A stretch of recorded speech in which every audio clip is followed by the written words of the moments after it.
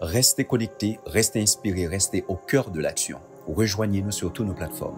YouTube, découvrez nos vidéos captivantes qui vous informent et divertissent. Facebook, partagez, commentez et faites partie de notre grande communauté. TikTok, vibrez nos contenus courts, dynamiques et pleins d'énergie. Ne manquez rien. Suivez-nous, abonnez-vous et partagez avec vos amis. C'est ici que ça passe. Nos plateformes, votre espace, rejoignez-nous maintenant.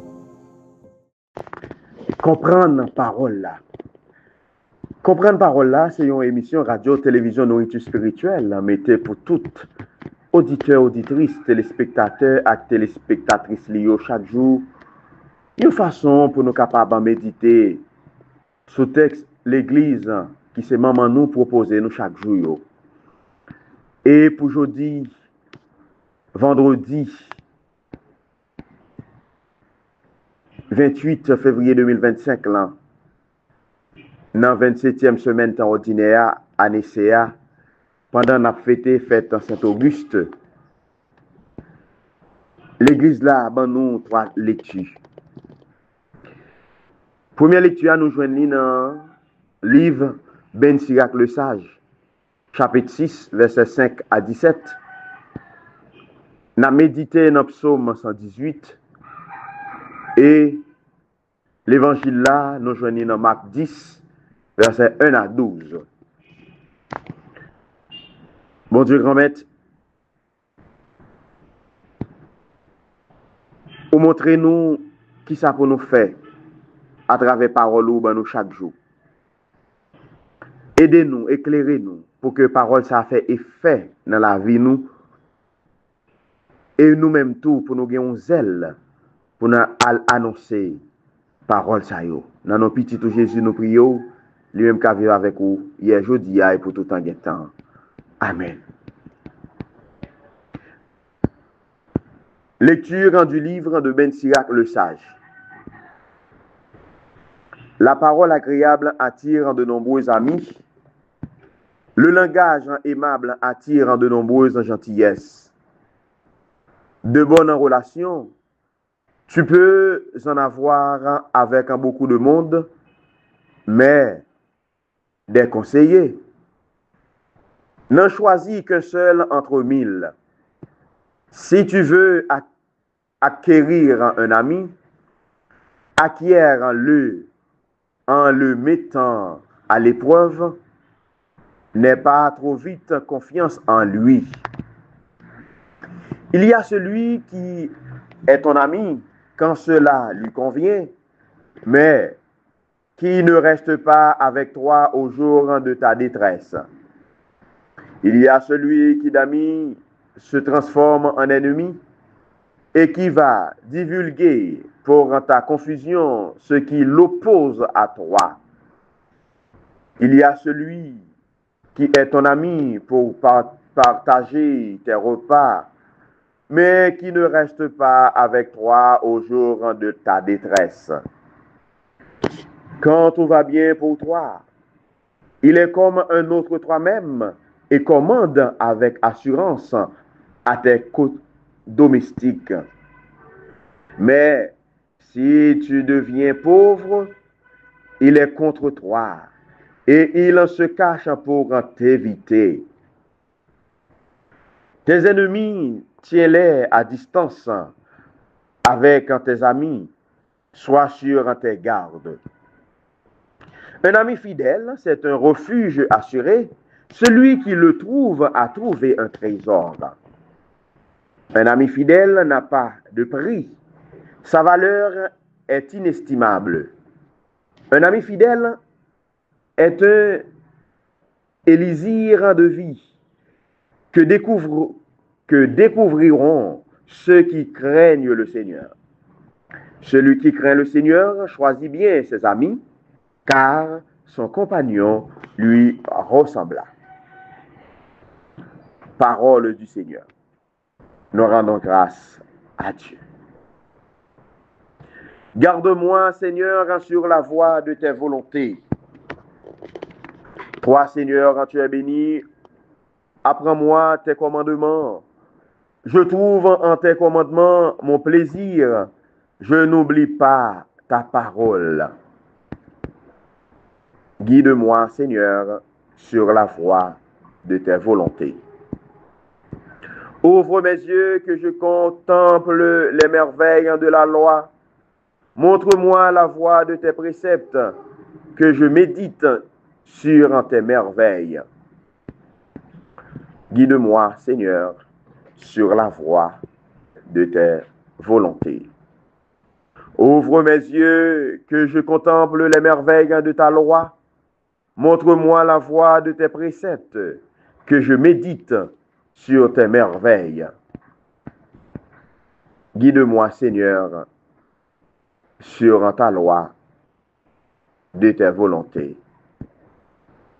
Montre-moi comment garder ta loi, que je l'observe de tout cœur. Guide-moi sur la voie de tes volontés. Là, je me plais. Guide-moi, Seigneur, sur la voie de tes volontés. Évangile de Jésus-Christ selon saint Marc. En ce temps-là, Jésus arriva dans le territoire de la Judée, au-delà du Jourdain. De nouveau, des foules s'assemblèrent près de lui, et de nouveau, comme d'habitude, il les enseignait. Des pharisiens l'abordèrent et pour le mettre à l'épreuve, il leur demandait: est-il permis à un mari de renvoyer sa femme? Jésus leur répondit: que vous a prescrit Moïse? Ils lui dirent: Moïse a permis de renvoyer sa femme à condition d'établir un acte de répudiation. Jésus répliqua: c'est en raison de la dureté de vos cœurs qu'il a formulé pour vous cette règle. Mais au commencement de la création, Dieu les fit hommes et femmes. À cause de cela, l'homme quittera son père et sa mère, il s'attachera à sa femme, et tous deux deviendront une seule chair. Ainsi, ils ne sont plus deux, mais une seule chair. Donc, ce que Dieu a uni, que l'homme ne le sépare. De retour à la maison, les disciples l'interrogeaient de nouveau sur cette question. Il leur déclara: celui qui renvoie sa femme et en épouse une autre devient adultère envers elle. C'est une femme qui l'a envoyé son mari en épouse un autre, elle en devient adultère. Acclamons la parole de Dieu. Louange à toi, Seigneur Jésus. Et maintenant, sœurs et frères bien-aimés, nous allons écouter une méditation faite par Saint Jean-Paul II, pape, de 2920 à 2005. Tous deux ne feront plus qu'un. Lorsque le Christ, avant sa mort, au seuil même du mystère pascal, prie en disant: Père Saint, garde en ton nom ce que tu m'as donné pour qu'il en soit un comme nous. Jean 17, verset 11. Il en demande en quelque sorte, peut-être une façon particulière, l'unité des époux et des familles. Il en prie aussi pour l'unité de ses disciples, pour l'unité de l'Église. Dans l'Église, le Fils parle ainsi au Père: je leur ai donné les paroles que tu m'avais données. Ils les ont reçues et ils ont cru que c'est toi qui m'as envoyé. Tout ce qui est à moi est à toi Et tout ce qui est à toi est à moi. Jean 17, versets 8 à 10. L'écho de ce dialogue ne résonne-t-il pas dans le cœur des hommes et des femmes de toutes les générations? Ces mots ne constitue-t-il pas le tissu même de la vie et de l'histoire de toute famille? Et à travers la famille de tout homme, de toute femme, je prie pour eux, pour ceux que tu m'as donnés, car ils sont à toi. C'était une homélie. Pape Saint Jean-Paul II, nous, pendant l'étape ouvri synode sous famille en 1980. Bédin le Vénérable nous dit: jusqu'ici, Saint Marc a rapporté les actions et les enseignements du Sauveur dans la Galilée. Il va maintenant nous présenter le récit de ce qu'il a fait, enseigné et souffert dans la Judée. D'abord, au-delà du Jourdain à l'Orient, et Jésus étant parti de ce lieu, se dirigea vers les confins de la Judée, etc. Puis, en ce deçà du Jourdain à Jéricho, à Béthanie, à Jérusalem.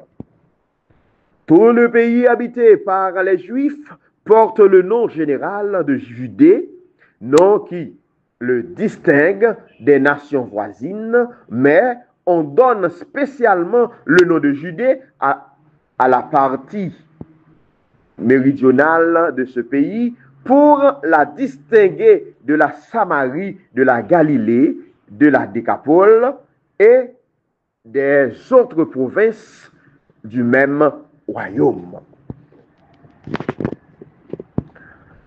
Théophylactos, lui, nous dit: Jésus-Christ visite la Judée, dont il s'était souvent éloigné à cause de la jalousie des Juifs, parce que c'est là que sa passion devait s'accomplir.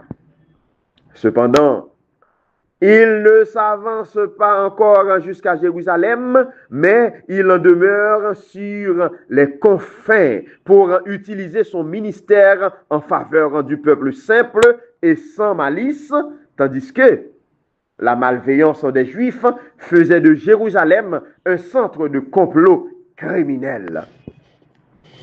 Et le peuple, dit l'évangéliste, s'assembla autour de lui, etc.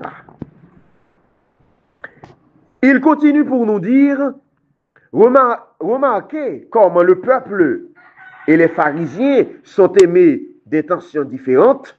Le peuple s'assemble pour recueillir l'enseignement et obtenir la guérison de ses malades, comme nous le rapporte saint Matthieu. Les pharisiens s'approchent du Sauveur pour le tenter et le perdre. Les pharisiens s'approchant, etc. Théophylactos nous dit: les pharisiens nous gardent de s'éloigner de Jésus, de la crainte que le peuple ne croie en lui. Ils l'entourent continuellement, persuadés qu'ils viendront à bout de l'embarrasser et de le confondre par leurs questions. Celles qui lui font en ce moment cachent un double piège. Que le Sauveur réponde qu'il est permis ou qu'il est défendu à un homme marié de renvoyer sa femme, ils ont à lui opposer un texte de la loi de Moïse qui le contredit et le condamne. Mais Jésus, qui est la sagesse même, leur fait une réponse qui échappe au filet dans lequel ils veulent le faire tomber. Saint Jean Chrysostome nous montre à cette question, est-il permis? Il ne répond pas aussitôt, non, cela n'est pas permis, ce qu'il aurait amené de l'agitation parmi eux, mais il veut leur opposer d'abord le texte de la loi afin de les forcer à donner eux-mêmes la réponse qu'ils se disposaient à leur faire. Il leur répondit, que vous a ordonné Moïse? Moïse, dit-il, a permis à l'homme de renvoyer sa femme en lui donnant un écrit de répudiation. Il apporte cette permission donnée par Moïse ou à cause de la question du Sauveur pour soulever contre lui la colère de la multitude, car les Juifs regardaient ce point comme indifférent, et rien n'était plus ordinaire parmi eux que cette conduite qu'ils croyaient autorisée par la foi, par la loi. Saint Augustin nous dit, peu importe la vérité, que ce soit les Juifs qui, comme le rapporte Saint Matthieu, entendant le Sauveur proclamer l'indissolubilité du mariage, il appuyait sa décision sur le texte même de la loi, les interroger sur l'écrit de répudiation autorisé par Moïse, ou bien qu'il les ait amenés lui-même à lui faire cette réponse en les questionnant sur cet acte de répudiation, comme le dit Saint Marc. L'intention du divin maître était de n'expliquer l'autorisation accordée par Moïse qu'auprès que les Juifs auraient de même cité ce texte de la loi. Dès lors que les deux évangélistes nous ont également fait connaître l'intention des personnes, intention qui doit déterminer le sens des paroles. Peu importe une variante dans la manière de s'exprimer, on peut dire d'ailleurs avec ces marques que les Juifs commencèrent par demander au Sauveur s'il est permis de renvoyer son épouse et qu'il leur demande à son tour ce que Moïse leur a ordonné. Sur la réponse qu'ils lui font, que Moïse le permettait en donnant un acte de répudiation. Notre Seigneur leur répond, comme le rapporte Saint Matthieu, en leur rappelant la loi donnée par Moïse, où l'on voit l'institution divine de l'union de l'homme et de la femme. Et c'est après cette réponse du Sauveur qu'il en serait revenu à leur première question et lui aurait demandé quel est donc le sens de l'autorisation donnée par Moïse.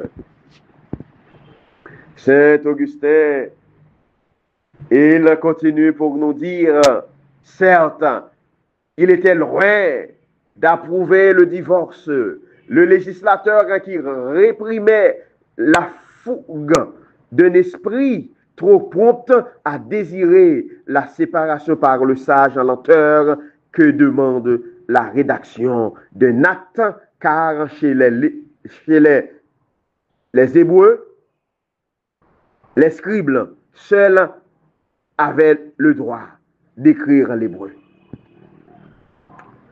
C'était donc en devant ce sage interprète de la loi à qui il appartenait de dissuader d'une séparation trop peu fondée que devait se présenter celui à qui la loi ne permettait de renvoyer sa femme qu'en lui donnant un acte de répudiation.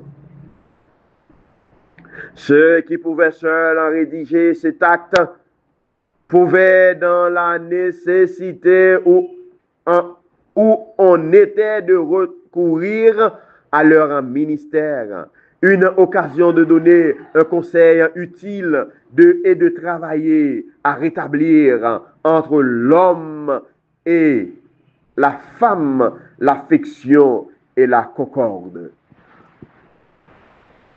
Si la haine était si forte qu'il en fût impossible de l'atteindre ou de la peser, l'acte était rédigé, la loi jugeant que la séparation était devenue nécessaire puisque la haine avait été atteint un degré qui ne permettait pas au conseil de la sagesse de rappeler les époux au sentiment d'affection qu'ils se doivent mutuellement. Voilà pourquoi le Sauveur en répond. C'est à cause de la dureté de votre cœur que Moïse a fait cette ordonnance.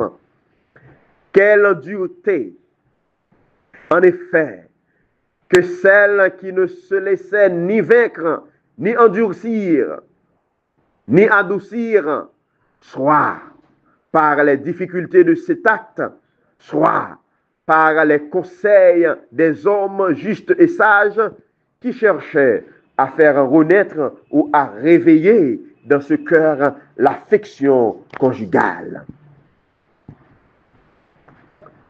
Saint Jean Chrysostome nous dit, ou bien ces paroles, à cause de la dureté de votre cœur, signifient qu'une âme libre de toute colère et désir mauvais serait capable de supporter la femme la plus méchante. Mais si ces passions viennent à se développer et à exercer leur empire dans l'âme, elles deviendront le germe d'une infinité de maux qui rendront souverainement odieux tout rapport entre les époux. Cette réponse justifie Moïse qui leur avait donné cette loi et de retourne contre l'accusation qu'il semblait porter contre lui. Mais comme l'explication que le Sauveur en venait de donner pouvait leur paraître sévère, ils ramènent leur attention sur la loi qui fut donnée dès l'origine.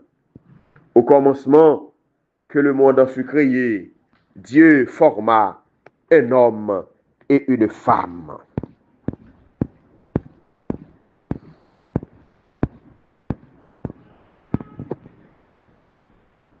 Kounia frère Semio, n'a continué avec une autre méditation. Saint Jean-Paul de nous sous même péricope l'évangile ça que nous sommes liés. Ce que Dieu a uni, l'homme ne le doit. L'homme ne doit pas le séparer. Cette expression contient la grandeur essentielle du mariage et en même temps l'intensité morale de la famille. Nous souhaitons aujourd'hui une telle grandeur et une telle dignité pour tous les époux du monde. Nous souhaitons une telle intensité sacramentelle et une telle intégrité morale pour toutes les familles. Et nous le demandons pour le bien de l'homme, pour le bien de chaque homme. L'homme n'a pas d'autre voie vers l'humanité sinon à travers la famille. Et la famille doit être située aux bases même de tout effort afin que notre monde humain devienne toujours plus humain. Personne ne peut échapper à cette solitude. Aucune société, aucun peuple, aucun système, ni l'État, ni l'Église, ni même l'individu. L'amour qui unit hommes et femmes en tant qu'époux et parents est en même temps don et commandement. L'amour est don. L'amour est de Dieu et quiconque aime est né de Dieu et connaît Dieu. 1 Jean 4, verset 7. Et en même temps, l'amour est commandement. Le plus grand commandement, tu aimeras. Matthieu 22, verset 37 à 39. Obéir au commandement de l'amour veut dire réaliser toutes les obligations de la famille chrétienne. En fin de compte, toutes se réduisent à celle-ci. La fidélité et l'honnêteté conjugale, la paternité responsable et l'éducation. Si l'on détruit cette structure inséparable dont parle le commandement du Christ, alors l'amour de l'homme se détachera de sa racine la plus profonde, perdra sa racine de plénitude et de vérité qui lui sont essentielles. Nous implorons en faveur de toutes les familles chrétiennes, de toutes les familles du monde, pour que soit concédée cette plénitude et vérité de l'amour tel que l'évoque le commandement du Christ. Pour finir, sœurs et frères bien-aimés, amis, auditeurs et auditrices, téléspectateurs, téléspectatrices de la RTNS, nous allons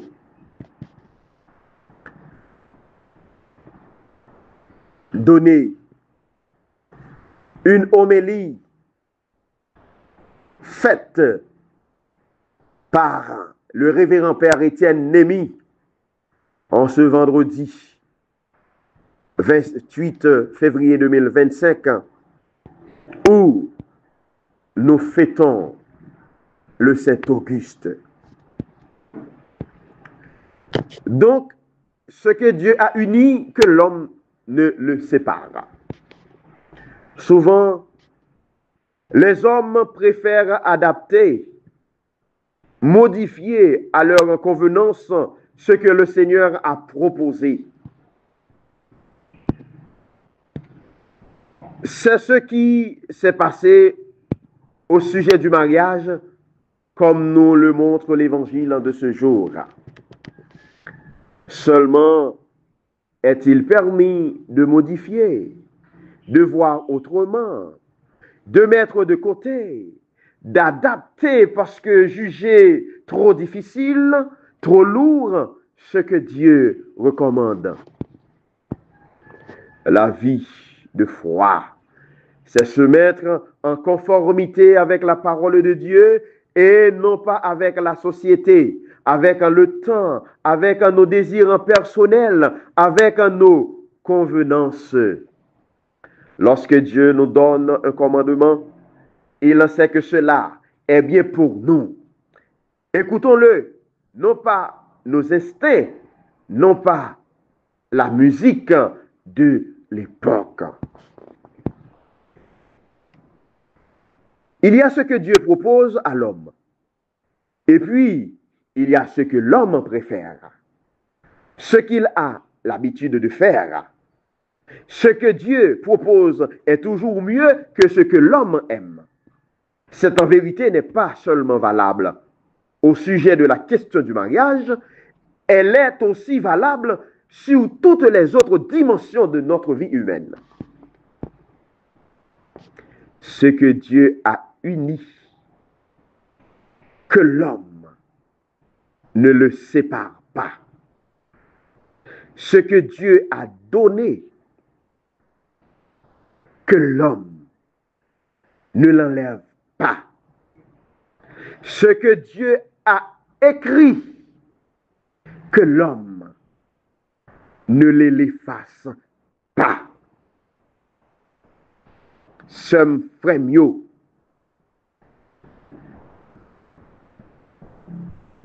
tout ça, bon Dieu, uni, nous-mêmes, comme moun, nous pas de droit séparer yo. Parfois, nous connaissons deux moun qui mariés tellement bien vivre, nous finissons dans mi-temps yo. Nous mettons division. Nous parlons ça, nous pas ta doué parler. Nous raconter madame non. Tout ça, monsieur a pas jamais fait. Nous raconter Maria, tout ça madame n'a pas jamais fait. Yon façon pour yon capable de séparer. Je vous dis, l'évangile l'a dit nous. Tout ça, bon Dieu, uni, que nous-mêmes, moun, nous pas séparer. Ce que Dieu a uni, que l'homme ne le sépare pas. Ce que Dieu a donné, que l'homme ne l'enlève pas. Tout ça, mon Dieu, bail, nous-mêmes qui sommes moun, nous pas doit retirer yo. Nous faisons trop de crimes sous la terre. Nous retirer la vie moun pour n'importe petit bagaille, n'importe petit crack, petite discussion que nous avons non, c'est la ville pour nous retirer. Et regardez qui massacre qu'a fait qu'on y a dans nos pays, n'a retiré la vie moun. Ça mon Dieu, mettez ça mon Dieu bail. Puis nous youn, puis personne nous retirer. Tout ça, mon Dieu, écrit. Puis il n'y a personne nous effacer. Ce que Dieu a écrit, que l'homme ne l'efface pas. Parfois, en pile, souvent, en pile fois, nous-mêmes, sa parole là qu'on dit à nous prendre nous tordel, nous virel, nous dit à faire pas nous. N'a propos intellectuel nous. Et que sa parole là dit nous, n'a cherché toute l'autre bagaille, tout petit détail qui pas même nécessaire pour nous retirer yo dans ça mon Dieu dit. Frères et sœurs bien-aimés, il est temps. Il est temps de vivre avec Dieu pour comprendre Dieu. Parce que tout ce que Dieu a uni, nous ne le devons pas le séparer.